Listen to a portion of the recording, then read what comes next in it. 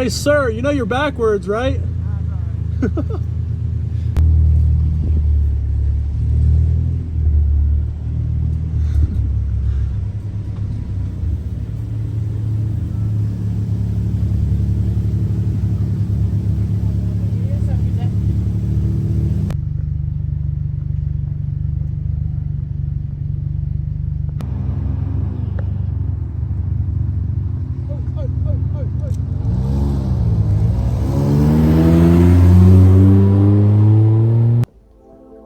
We are jumping right back into things today. Oh, where to even start?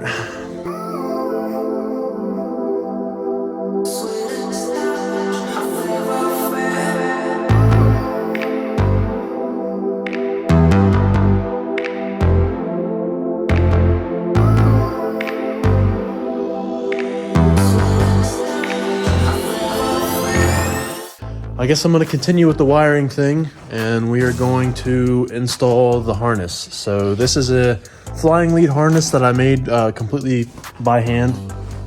So it's all custom wiring. Hopefully it works. I guess we'll see, but I'm going to go ahead and plug it in, and I guess we'll go from there. Here's the full harness. So this was completely custom. This is a flying lead harness that you can buy. It's for ECU masters. This one in particular is the classic. So we have our coil packs, and then down to everything else, injectors, all the sensors, you name it, and it comes back. So here are the wires I'll be doing today. It's a collection of needing 12 volt, needing battery, needing ground, everything. And then once we have that wired up, theoretically the whole harness should work. I'm going to go ahead and explain my relay box real quick. So for those of you who aren't familiar, essentially this is just taking over where my other relays would be. So I have my starter relay and I have a fuel pump relay. And essentially they're just triggered by the key. So whenever you turn the key, it'll flip the relay and send power to where it needs to be. And right now I need to utilize 2 more, so I need to go ahead and set up 2 more, which they're already wired up. All you have to do is put in your input and your output. So it's fairly simple, but I will need 2 more relays and 2 more fuses, and then I can go ahead and wire up more relays. So I need 1 relay just strictly for the gauges, and I need another one for my harness and ECU. So we'll go ahead and get that started. Okay, there's been a little bit of progress since the last video. I kind of get carried away and I didn't really film any of it, which is what I always do, and that's exactly why I have no videos on my channel. So we're gonna get used to doing this. Last time I left off, I believe I said the harness needs to go on and we need to put it through the firewall. Well, harness is on completely, which I'll flip the camera around and show you real quick. So like I said, the harness is fully on and we've made a lot of progress. So pretty much the intake side is done. Everything's in. I mean, literally everything. We got our intercooler, we got a radiator set up in.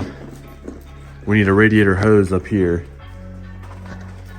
But everything's tightened down. We still have a fuel leak that I gotta figure out. It's leaking where the injectors meet the fuel rail, which I guess the seals are bad. I don't really know. But yeah, we have the full harness on. Everything's plugged in over here. And then over here, we still gotta get the turbo back on. This guy right here. Say hello to Daisy. She's not interested. So what's left on this side is to get the turbo on, but in order to get the turbo on, I gotta take the manifold back off and put them together first and then put it on. So that's the goal right now. But I'll show you inside the car here where we have our harness. And now everything is in through here. Now, yes, it's a mess, obviously, but it's getting there.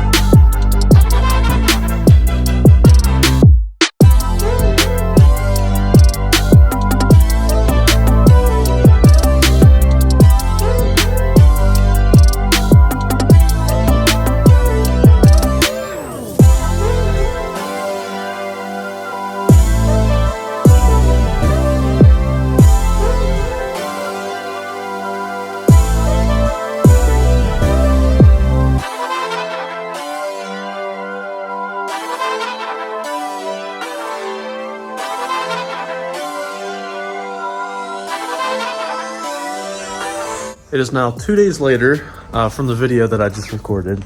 Like I said, bad habit, I don't record things. So we're switching gears right now. Originally I was doing the exhaust side over there, but I'm kind of switching gears. I want to get this fuel leak figured out so I can, order parts if I need to. But so essentially my injectors are leaking where they meet the fuel rail, and I don't know why. They're like almost brand new injectors. I lubed them up good whenever I put them on the fuel rail, so I don't see how they would even tear the seals, but I'm gonna try and, I guess, put new seals on them right now, and if it fixes it, good, but I don't think it will. So I don't know, I gotta figure out that leak and then test it and make sure our pressure regulator is working correctly and that we have no leaks, because obviously that's a very important thing. And then, once that's fixed, then I'll go ahead and continue with assembly. But right now I'd like to figure out that leak first.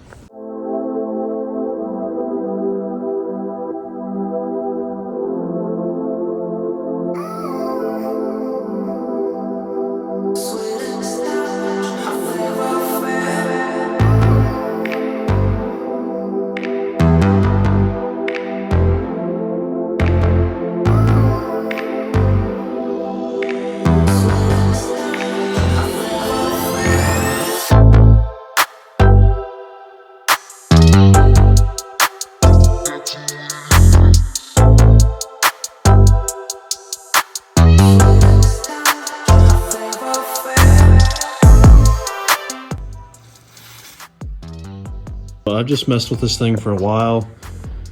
Like I said, I cleaned all the O-rings, cleaned the cylinders out, and lubed them all up great, tightened it down really nice, and I mean, you can just see, there's just fuel everywhere, which I don't know if you can actually see that. But that one over there is still leaking fuel. I mean, it's like, it's just dumping it out, and I don't understand. The one thing I have noticed is the angle doesn't seem quite right of how the injector sits, which I'm gonna turn on the flash. So if you look, it almost seems like the injector is not sitting flat against that. Like it's angled wrong, I don't know. And maybe I'm just seeing that, but I don't know. I mean, there's just fuel everywhere. It's just dumping it, so I guess I'm gonna order seals. I might even get a whole new fuel rail because I'm just tired of dealing with this thing. All right, switching gears once again. Since I can't figure out the fuel leak and we gotta order parts, we're gonna go ahead and work on radiator hoses. So if you see down here, I have my lower hose already on, so that's connected down there. Now we just need one from there down to there. Now I've got this hose and it fits perfect, but the only thing is there's no way to put coolant in. So I bought this guy. It's just like a universal fill nozzle, and I cut it down a little bit so we can put it right here and connect it up. So we're going to go ahead. Now this, I had to cut it down so I don't have those little like beads right there. So what I did is I bought these, which are very expensive, and you can cut the end off and you can make your own little bead roller and do that. So I'm gonna go ahead and put a bead on both sides, and then we can clamp it and it will hold the clamps. So I'm gonna go ahead and do that, and we'll put it on and see how it looks.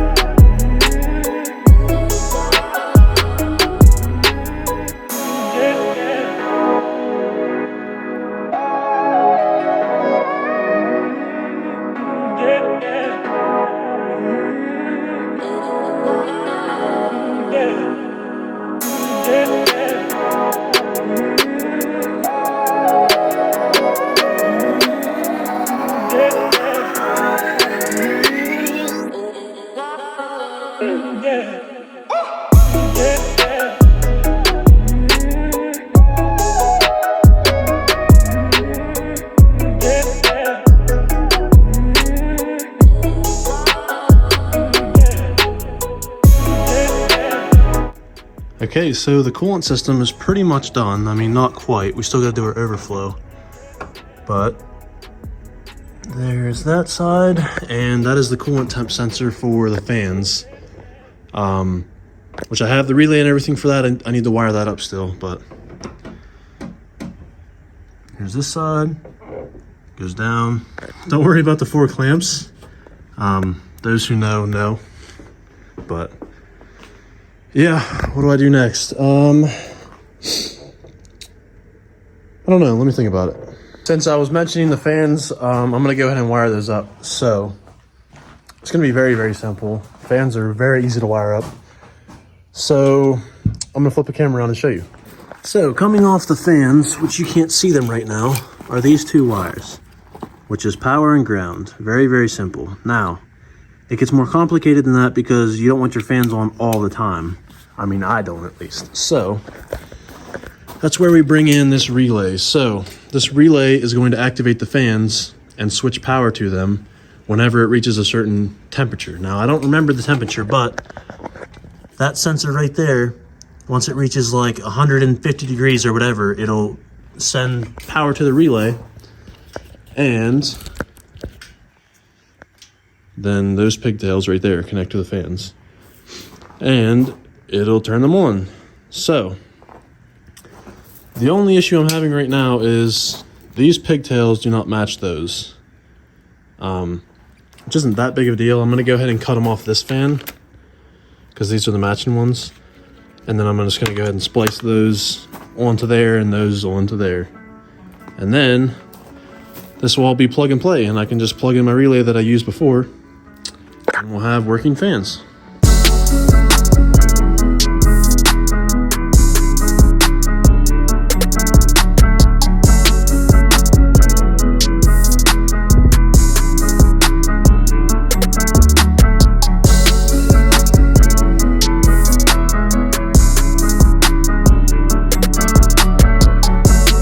Gonna hold off on that stuff for now because I don't know which one's power and which one's ground of the fans, because where's it at?